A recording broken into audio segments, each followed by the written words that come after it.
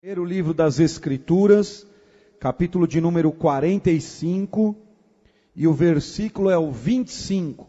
Gênesis 45, 25 é o texto que nós vamos ler.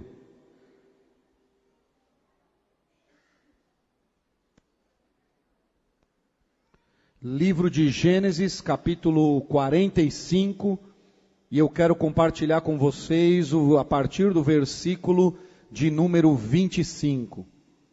Quem encontrou, diga amém. Eu vou ler na Nova Versão Internacional que diz assim, 25. Assim partiram do Egito e voltaram a seu pai Jacó na terra de Canaã, e lhe deram a notícia: José ainda está vivo. Na verdade, ele é o governador de todo o Egito. O coração de Jacó quase parou. Não podia acreditar neles. Mas quando lhe relataram tudo que José lhes dissera, e vendo Jacó seu pai as carruagens que José enviara para buscá-lo, seu espírito reviveu. Repita comigo, reviveu. E Israel disse, Jacó disse, Israel e Jacó são a mesma pessoa: basta, meu filho José ainda está vivo. Irei vê-lo antes que eu morra. Até aqui, queridos, vamos orar pedindo a bênção de Deus sobre nossa vida. Pai querido e amado, nós te agradecemos, louvamos o teu nome, por podermos estar na tua casa, para esse momento tão especial que é ouvir e receber a tua palavra. Senhor, é a tua palavra que liberta, é a tua palavra que transforma, é a tua palavra que gera vida.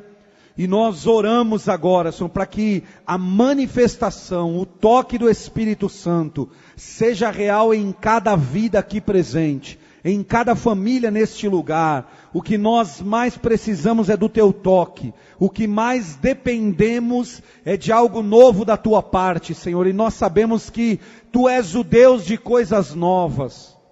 Então vem sobre o teu povo, sobre a minha vida nessa noite, e derrama sobre nós o bálsamo, e leva-nos a um tempo de refrigério, e derrama o teu Espírito Santo sobre todos nós aqui hoje, de forma, Senhor, que tu leves cativo a ti, toda a mente, todo o coração, toda distração seja repreendida, Senhor, para que nós recebamos tudo que o Senhor tem para nós, e que nada da tua palavra se perca hoje aqui. É a minha oração, em nome do Senhor Jesus. Amém. Amém.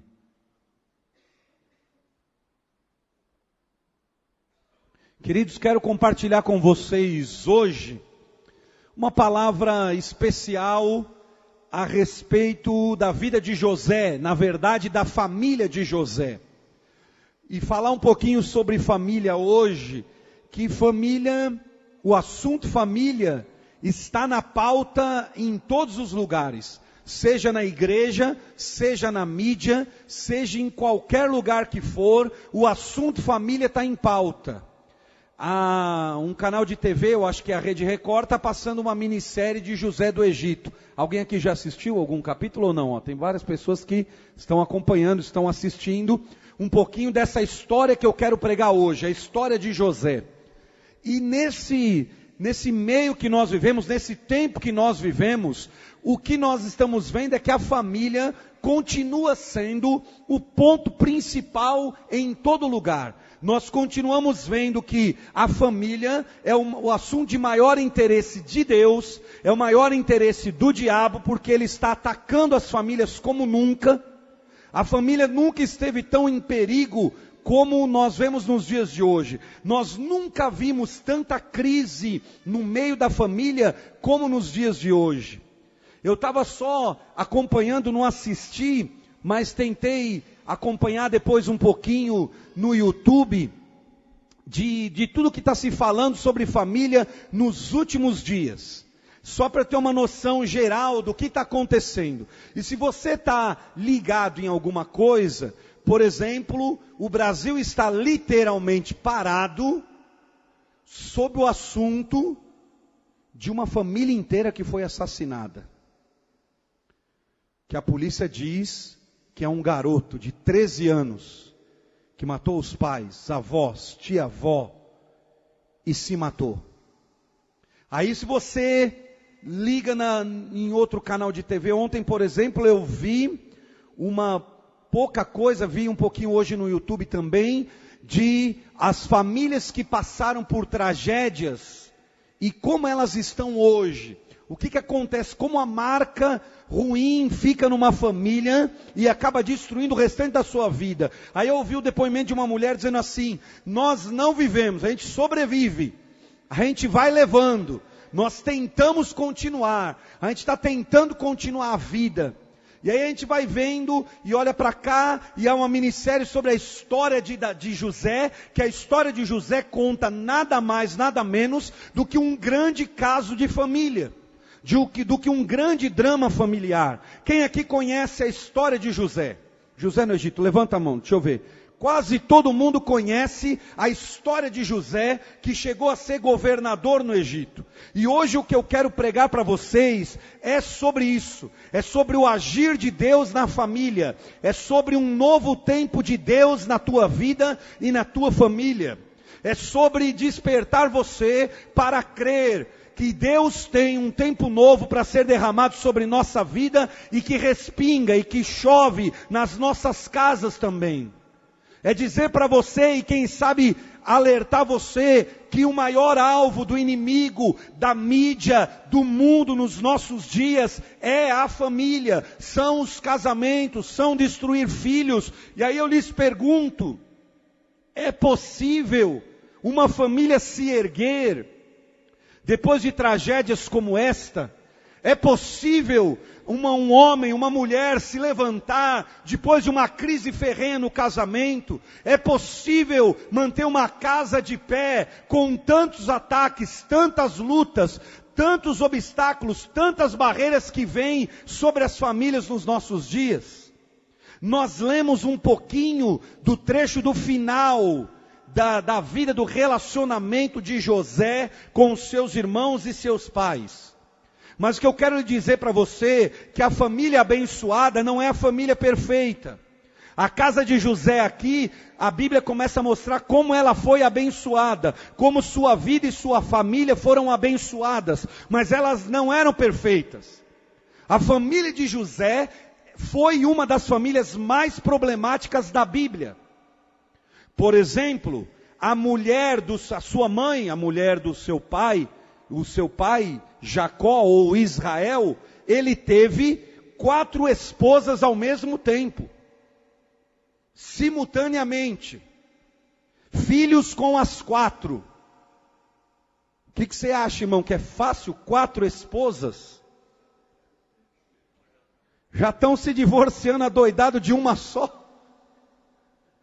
né? Metade dos casais que se casam hoje se separam com uma só, Eduardo. Com uma só, imagine 4. Jacó tinha 4 esposas, a lei da época permitia. 4 mulheres, filhos com as 4. Era uma guerra dentro de casa. Na família de José, no seio da sua família, com uma de suas irmãs, houve um caso de estupro. Uma de suas irmãs foi estuprada. A Bíblia conta que um irmão de José teve um caso com uma das 4 esposas do seu pai. Que família é essa, irmão? A Bíblia conta que a mãe de José morreu quando deu à luz ao seu irmão Benjamim. Ele perdeu sua mãe. A Bíblia conta que na casa de Jacó, de Israel, havia uma criação separatória de filhos. Os pais valorizavam mais um filho em detrimento do outro. Os pais davam mais coisas a um filho e menos ao outro. Os pais tinham um desajuste total na casa de José. Se você ler toda a história de José, você vai ver que os seus irmãos ficam tão furiosos com ele, porque para ele o pai dava uma roupinha nova, para ele o pai dava um sapatinho novo, para ele o pai dava tudo de bom, que eles vendem o seu irmão, mentem para o pai, dizem que o irmão morreu. A casa de José era uma verdadeira guerra, era uma família completamente destruída, completamente acabada. E se a gente olhar e ver a história da família de José, em Gênesis 34 até o 37, se você só ler esses capítulos, você vai ler o relato de uma família destruída, de uma família que não tem solução. Parece até esses programas de televisão hoje, de caos na família, de famílias desajustadas, de lares quebrados, casamentos arrebentados. E aí nós olhamos para a família de José e aparece uma coisa extraordinária, linda, que eu quero pregar para você hoje. É que José, a sua casa, a sua família, é a prova de que Deus pode restaurar qualquer lar, mesmo que a tragédia, a dor, a marca, a ruína, a destruição tenha sido gigante. Deus é maior do que tudo isso e capaz de restaurar qualquer família. Amém ou não, queridos? José é a prova de que Deus é capaz de pegar um ser humano, um homem, uma mulher, cuja vida está caída, está no pó como a dele, e erguer, curar, perdoar, sarar, restaurar, escrever uma nova história. A vida de José é a prova de que Deus tem sempre algo novo para nós, para nossa casa. Você que entrou aqui essa noite, eu quero lhe dizer, não se deixe levar pelas más notícias, não se deixe levar por aquilo que está acontecendo na tua casa. A vida de José é a prova. Deus ainda tem algo novo para a tua família. Ele pode restaurar a tua casa, Ele pode mudar a história desse casamento, Ele pode curar as feridas dessa família. Deus é especialista, poderoso em refazer a vida das famílias, meu irmão. A vida de José é a prova disso. Agora, tudo que Deus faz, Ele faz em parceria conosco. Tudo que Deus faz envolve a nossa participação, a minha e a tua.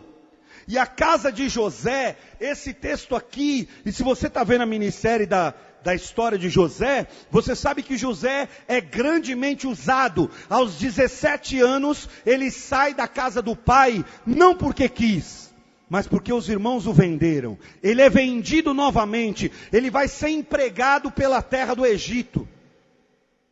Ele passa de prisão para outra prisão, vai andando de calabouço a calabouço. E se você ler um pouquinho antes desse texto que nós lemos, você vai ver que com 30 anos, José chega a ser governador do Egito. Com 30 anos, ele passa a governar a nação mais poderosa daquela época. Com 30 anos, depois de ver tudo isso aqui que eu te falei, estupro, várias esposas do seu pai, a guerra na família, ele consegue chegar com 30 anos sendo governador do Egito. A história de José é extraordinária, irmão. O que Deus fez na vida dele é a prova de que nada está acabado na tua vida.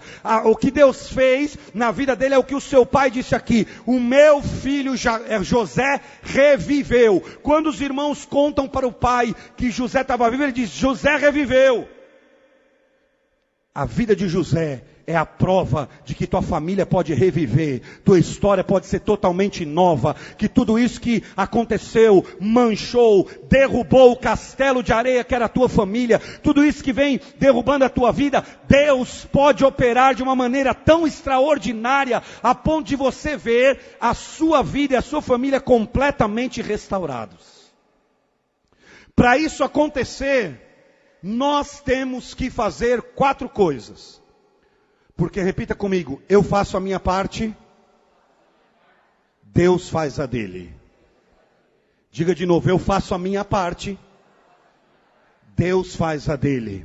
É assim na Bíblia, você faz sua parte, Deus faz a dele. Você fica firme, Deus honra. Você é fiel, Deus é fiel. Você cumpre, Deus cumpre. Aliás, se você for infiel, a Bíblia diz, Ele vai permanecer fiel. Mas há algumas coisas que José fez, porque, irmãos, a gente tem que concordar que para um garoto de 17 anos, sair de casa chutado, vendido, com uma mentira para o pai. Se você ler os detalhes da história, você vai ver que os irmãos de José simplesmente jogam ele numa fossa. A Bíblia usa uma palavra mais bonitinha em português para descrever aonde José foi jogado. Mas o lugar onde José foi jogado era uma fossa cheia de cocô. E de lá, é isso que diz o texto original, ele ouvia os irmãos discutirem: vamos matá-lo ou vamos vendê-lo? Não, vamos matar, vamos mentir para o pai. O homem está no cocô, na fossa, 17 anos, os irmãos discutindo o que vão fazer, resolvem vendê-lo. E aí, queridos, se nós encontrássemos José, nós diríamos: esse garoto tem tudo para ser um drogado, complexado, inferiorizado, sem vida, trancado num quarto, só na internet, com jogos de videogame de matar. Ele seria o pior jovem da história hoje. Mas entretanto, a Bíblia diz que José se levantou, sua vida mudou, porque ele entendeu uma coisa especial: Deus está mais interessado em teu futuro do que em teu passado, querido. O Senhor está mais interessado naquilo que Ele ainda pode fazer na tua vida, amanhã, o mês que vem, o ano que vem, do que todas as tragédias, as mazelas, tudo que já aconteceu na tua casa. Deus olha sempre para frente, irmão. E aí José inspira-nos. E inspira todo mundo que quer ver Deus fazer algo novo na família. E aí eu vou logo lançar você o que José fez. Primeiro, José não parou de sonhar em nenhum instante. José não parou de sonhar em nenhum instante. Meu irmão, quem não tem sonhos? A família que perdeu os seus sonhos já morreu faz tempo. Quem não sonha mais, não tem mais nenhuma expectativa, não tem mais nenhum sonho familiar, já está morto faz tempo. A Bíblia diz que José estava lá na fossa sonhando, na casa de Potifar sonhando, na prisão do Egito sonhando, no governo sonhando, onde o homem estava, ele estava sonhando. E a Bíblia é cheia de histórias assim. Ana era estéril, mas sonhava ter um filho. Moisés sonhava, meu irmão, ver o povo restaurado. Olhe todos os homens da Bíblia, todas as mulheres da Bíblia, eles eram movidos por um sonho, por uma expectativa, e Deus espera que nós sonhemos, que nós pensemos em algo novo para a nossa vida. José não parou de sonhar, mesmo diante das suas adversidades familiares. Se você ler Isaías 55, a Bíblia diz que os pensamentos de Deus são mais altos do que os nossos. Os caminhos de Deus também são mais altos que os nossos. O que a Bíblia está nos ensinando? Deus espere que você pense. Deus espere que você projete caminhos. Mas Ele já está te avisando. Os meus são mais altos. Os meus são maiores. Eu posso mais. Eu tenho mais. Eu faço você chegar mais longe. Só que você não pode parar de sonhar, meu querido. Sonhe como Ana, sonhe como Abraão. Não podia ter filho, mas sonhava em ser o pai de multidões. Sonhe, coloque-os diante de Deus e lembre-se, Deus tem caminhos bem mais altos. Aleluia. José não parou de sonhar, mesmo quando estava nos piores momentos da sua vida. Se você quer ver tua casa restaurada, se você quer viver um tempo novo em sua família, você precisa ser alimentado por sonhos. O casal precisa sonhar, os pais precisam sonhar com os filhos precisam sonhar. Alimente isso, coloque diante de Deus isso. Não é pecado e pelo contrário, Deus espera que façamos isso. Deus espera que sejamos movidos por isso, pelos sonhos que Ele mesmo plantou em nós. Se você ler o Antigo e o Novo Testamento, você só vai encontrar pessoas sonhando, sonhando e sonhando. A primeira atitude de José para ver a sua família viver algo novo foi: ele não parou de sonhar. Tem gente, meu irmão, tem família, tem casal que já colocou os sonhos numa caixinha, guardou bem longe e esqueceu daquilo. Tem gente que já colocou os sonhos no freezer, eles congelaram e ele nem espera mais nada. Há pessoas que deixaram os seus sonhos lá atrás e acham que não tem mais nada na vida. E eu vim aqui hoje para lhe dizer: volte a sonhar, desenterre os seus sonhos, pense em Deus, faça projetos, coloque coisas diante de Deus, porque o Senhor é maravilhoso para agir na tua vida. Escuta isso. Aí você pode me dizer: pastor, mas eu estou no deserto com a minha família. Eu estou no vale com a minha família. Eu estou no meio de uma crise tão grande com a minha família.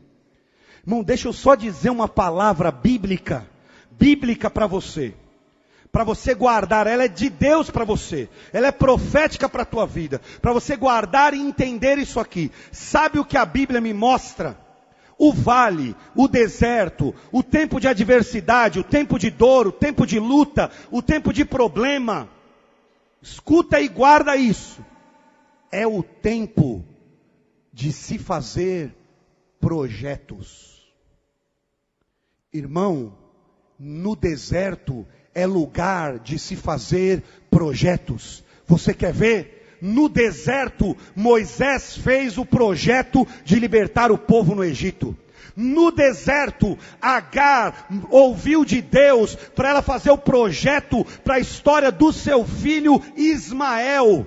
No deserto, Jesus fez projeto com seus discípulos. No deserto, Jesus despertou os discípulos a se prepararem, a escreverem, a fazerem um projeto. Escuta, por favor, isso que eu estou lhe dizendo. Essa fase, essa crise, essa dor, esse deserto, não é para você parar. Comece a sonhar e fazer projetos em meio ao teu deserto, porque é de lá que Jesus os faz florescer. É no deserto que os sonhos mais abençoados são gerados. Sonhe, projete, escreva no tempo do deserto, irmão.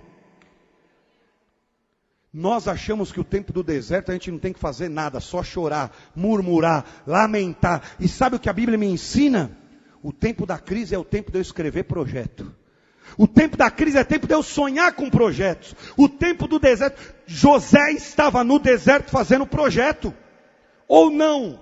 Ele sai da prisão para interpretar o sonho de Faraó e diz: Faraó, você sonhou e eu tenho um projeto.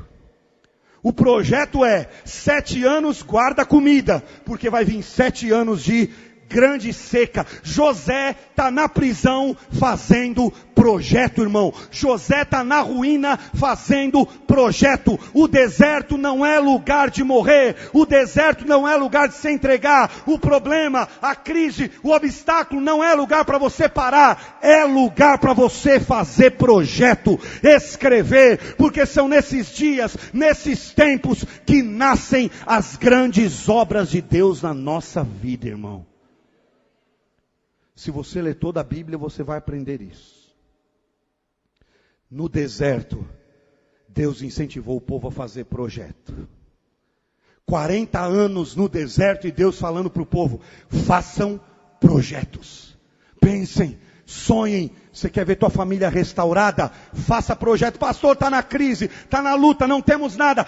Sonhe, faça projetos, coloque-os diante de Deus, comece a pensar no que vai ser o ano que vem, comece a sonhar o que Deus pode fazer na tua vida, o que Deus pode transformar na tua vida profissional. Coloque diante de Jeová, meu irmão, porque só no crente, na vida dele, é que no deserto ainda é lugar de fazer projeto. Porque tem gente que passa pelo deserto, pelo desemprego, pela luta no casamento, e ele vive a murmurar, e ele vive a reclamar, e ele vive a acordar cedo, como eu falei domingo, abrir a porta, ver o exército inimigo, volta para dentro, lascou, meu rei, acabou tudo, perdeu tudo. E Deus está nos dizendo exatamente o contrário. No meio da crise, faça projeto, sonhe, mande currículo, melhore, estude, se prepare, porque Deus é o Deus que honra os sonhos, irmão.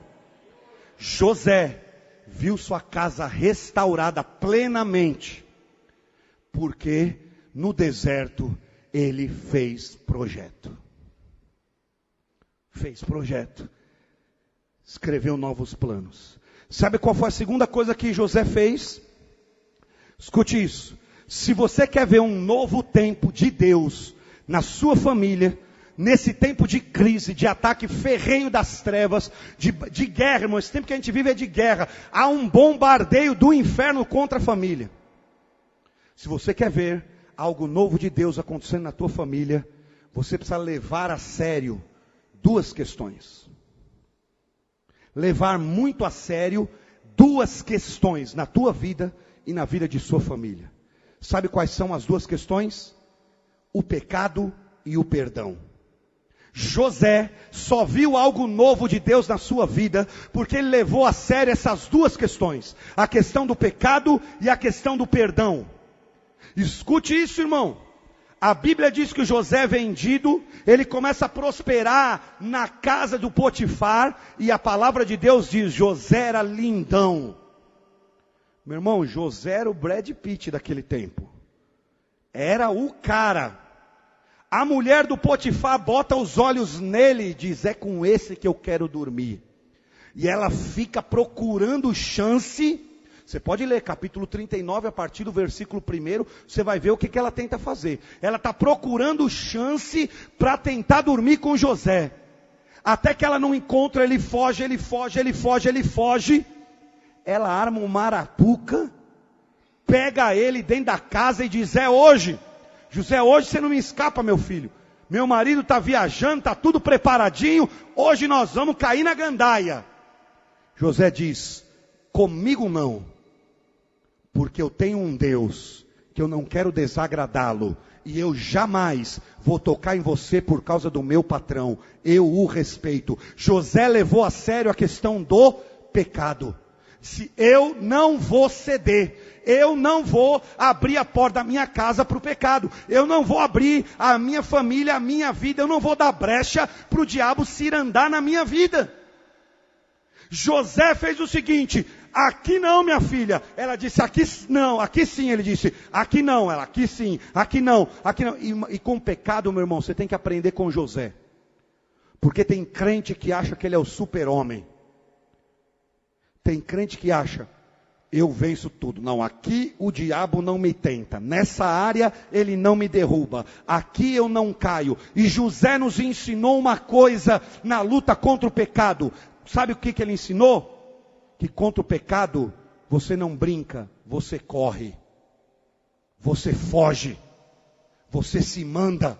Quando tem algo que desagrada a Deus, você cai fora, você se manda. Ele não ficou lá parado, vou resistir, vou parar, vou esperar. Não, eu vou resistir, ela é bonita, está cheirosa, olha que mulher bonita. Ele sai correndo, irmão, de tal modo que ela pega na roupa dele, ele sai seminu e ela fica com a roupa dele na mão. Mas ele fugiu e não caiu. Sabe o que é? José levava a sério o pecado e o perdão.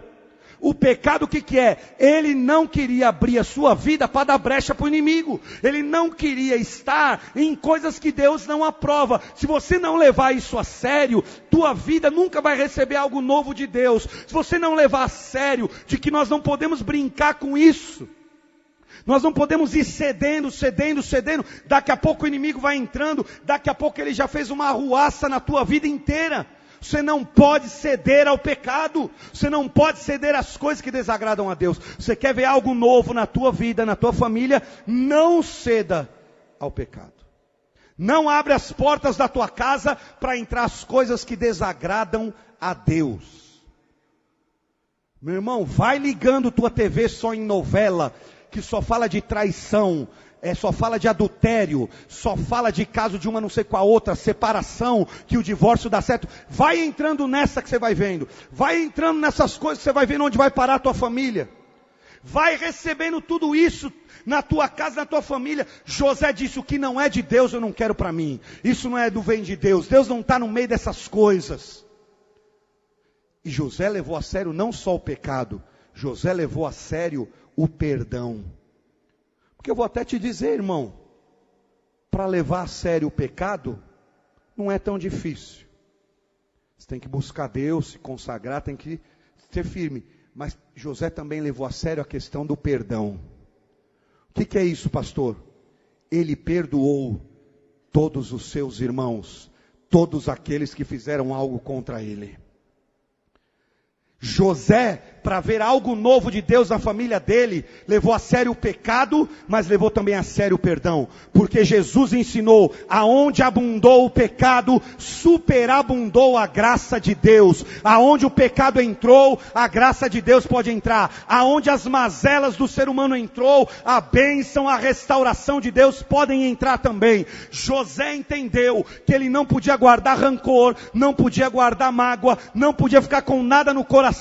Quando os seus irmãos vêm comprar comida no Egito, na época da seca, José os encontra e ele perdoa a todos. Os irmãos ficam desconfiados, mas ele perdoa a todos. Ele não leva rancor, ele não leva mágoa, ele sai dessa situação melhorado, ele sai da traição curado, ele sai de tudo que fizeram para ele, um ser humano melhor. Se você carregar na tua vida rancor, mágoa, ofensas, coisas de 1 ano, 2 anos, 3 anos, é contra o pai, é contra o tio, é contra o marido, é contra a esposa, e você leva isso anos da tua vida, se você não abrir o teu coração para perdoar, porque perdoar não é um sentimento, é uma decisão. Perdão é decisão, é você decidir, eu decido perdoar. José disse, eu decido perdoar meus irmãos, eu decido passar por cima, eu decido não ser mais refém disso, eu decido mudar minha vida.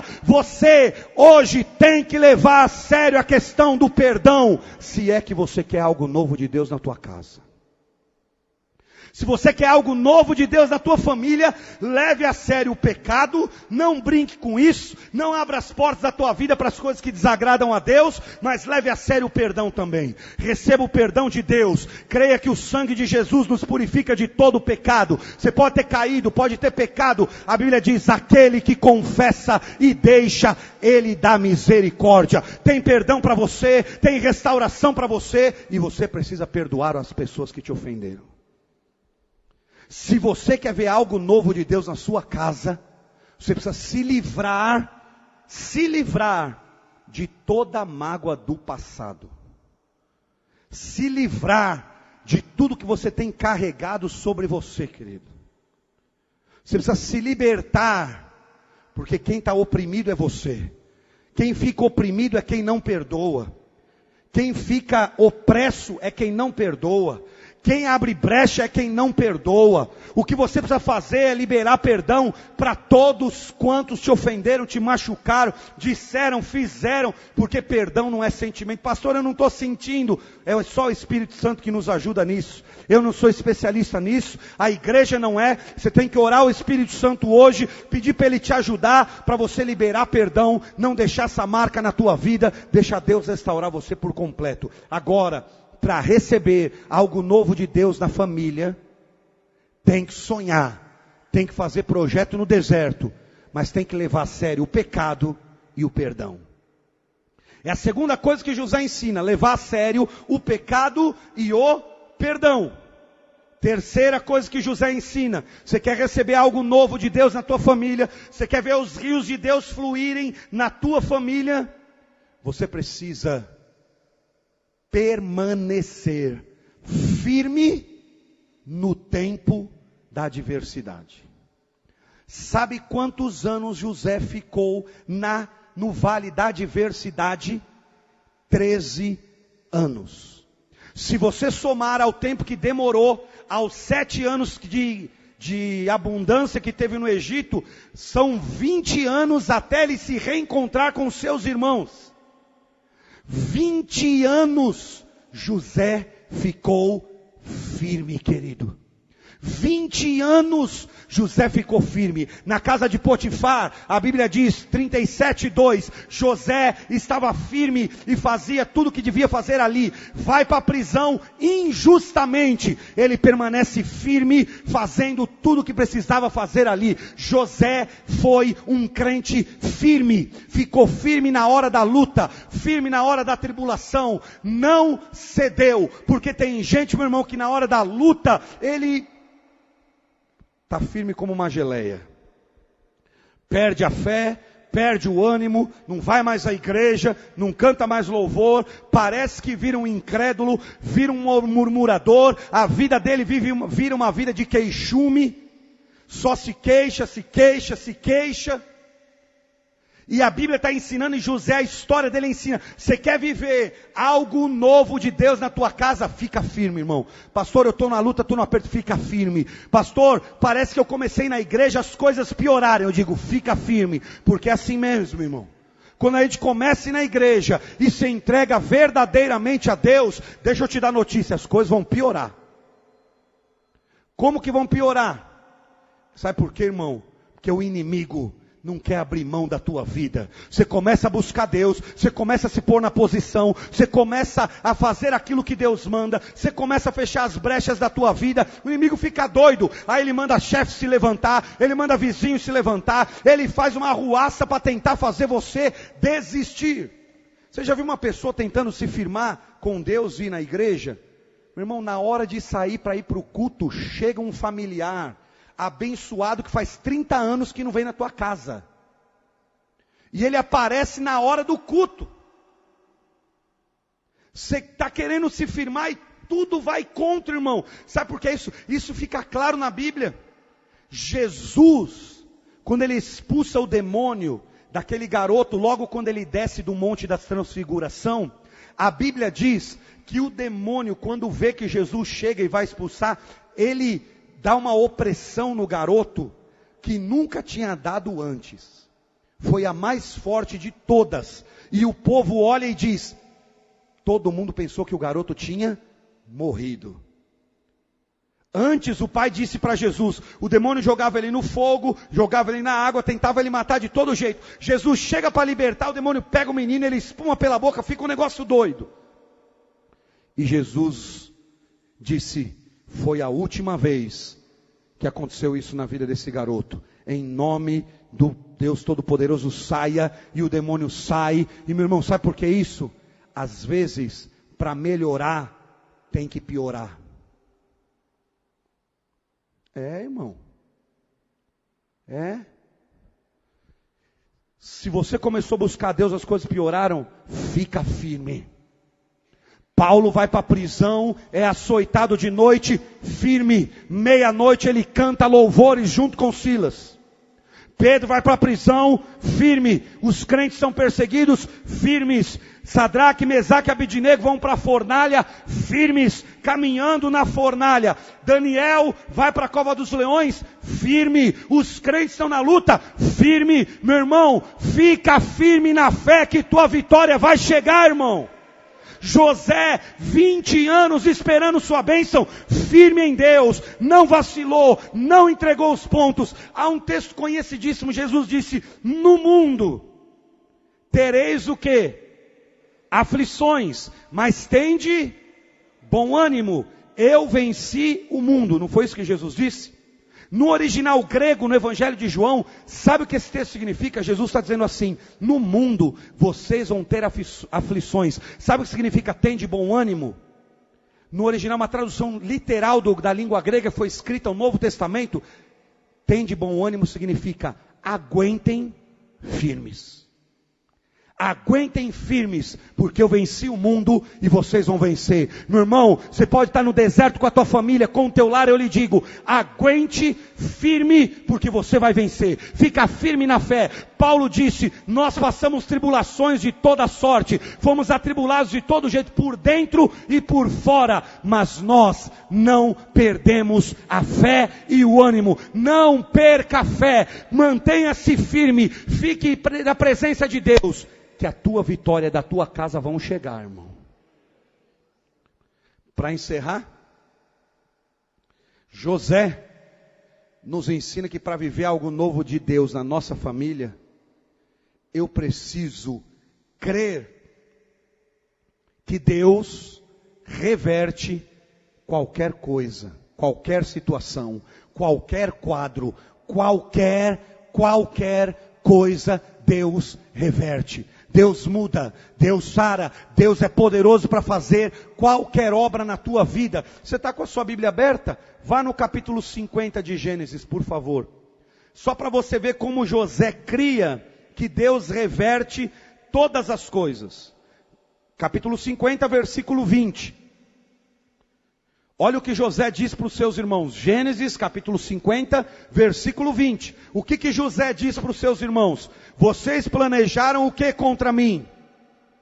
O mal. Mas Deus reverteu em bem. José cria, meu irmão, que Deus reverte qualquer coisa. Escuta isso, os irmãos de José planejaram mal, fizeram planos maus, mas José disse, eu não deixei de crer que Deus reverte qualquer coisa. Podem planejar, podem fazer, se tua vida está nas mãos de Deus, Deus reverte qualquer coisa, Ele reverte qualquer situação, Ele restaura qualquer casamento, Ele liberta qualquer pessoa. Talvez você está aqui, o problema da tua casa é opressão, é uma amarra. Deus liberta a tua casa, Deus liberta você, Deus cura você, Deus reverte qualquer coisa.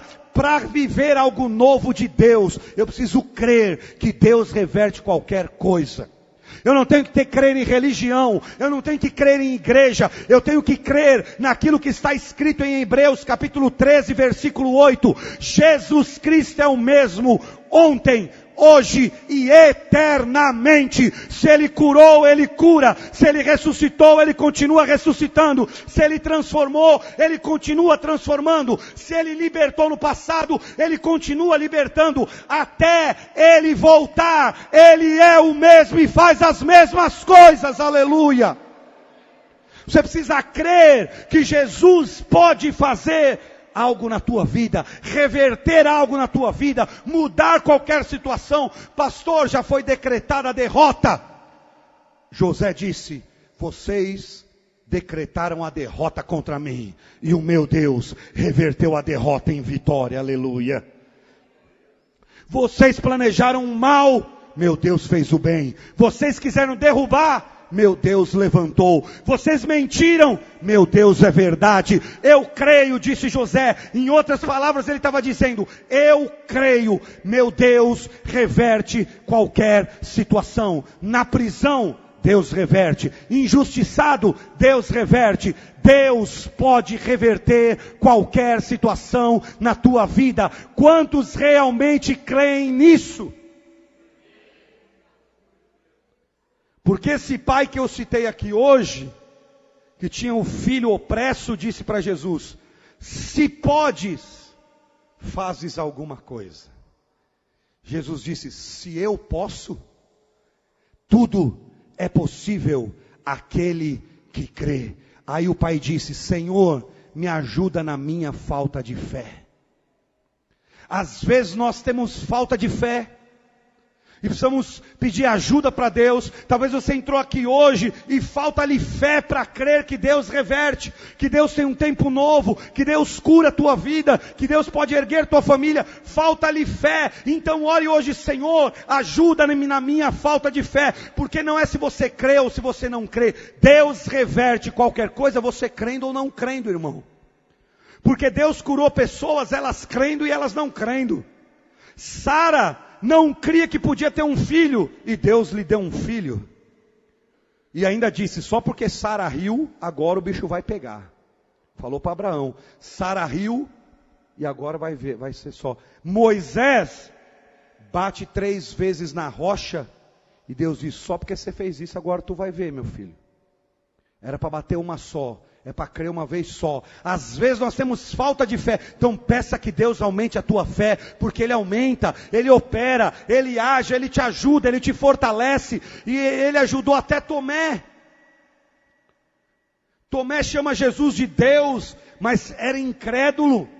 E disse também para Jesus ajudá-lo na incredulidade dele. Então, meu irmão, essa noite eu lhe digo, você precisa crer que Deus pode reverter qualquer coisa na tua vida. Se Ele reverteu a situação da família de José, fez esse jovem que tinha tudo para ser o drogado do Egito, o complexado do Egito, o inferiorizado do Egito, o largado do Egito, o mendigo do Egito, mas foi o governador do Egito, porque creu que Deus reverte qualquer coisa na nossa vida. Talvez aos seus olhos e dos outros o destino é ser ninguém, mas Deus essa noite está mais interessado no teu futuro do que no teu passado, no que você pode ainda ser do que no que você já foi. Deus ainda tem planos novos para você, tua casa, tua família. Você pode crer nisso, meu irmão. Deus reverte qualquer coisa